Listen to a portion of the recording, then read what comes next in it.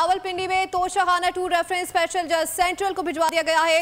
मुल्जिमान की दरख्वास्त जमानत पर समाअत भी स्पेशल जज सेंट्रल करेंगे।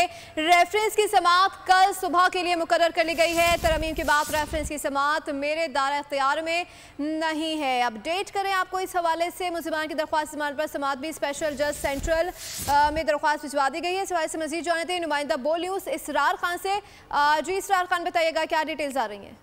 जी बिल्कुल, आज अडियाला जेल में एहतसाब अदालत के जज मोहम्मद अली वड़ाइश ने तोशाखाना 2 रेफरेंस केस की समाअत की, लेकिन चूंकि नैब तरामीम के बाद मुताल्लिक़ जज का ये कहना था कि ये केस जो है वो इसकी सुनवाई नहीं कर सकते और इस केस को जो है अब स्पेशल जज सेंट्रल जो है ना मुंतकिल किया जाएगा और नैब के जो केस का मुकम्मल रिकॉर्ड है वो स्पेशल जज सेंट्रल को मुंतकिल कर दिया गया है और जिसमें बानी पीटीआई और बुशरा बीबी की जमानत की दरख्वास्तें भी शामिल थी।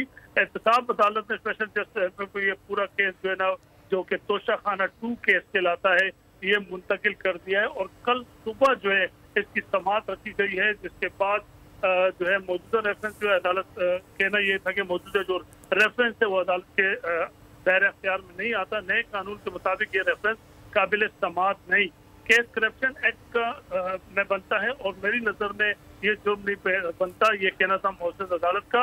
और केस की समाअत कल सुबह स्पेशल सेंट्रल जज इस्लामाबाद करेंगे। जी नुमाइंदा रावलपिंडी इसरार खान अपडेट करे थे, आपका शुक्रिया। सब्सक्राइब करें और बेल दबाएं ताकि कोई खबर रह न जाए।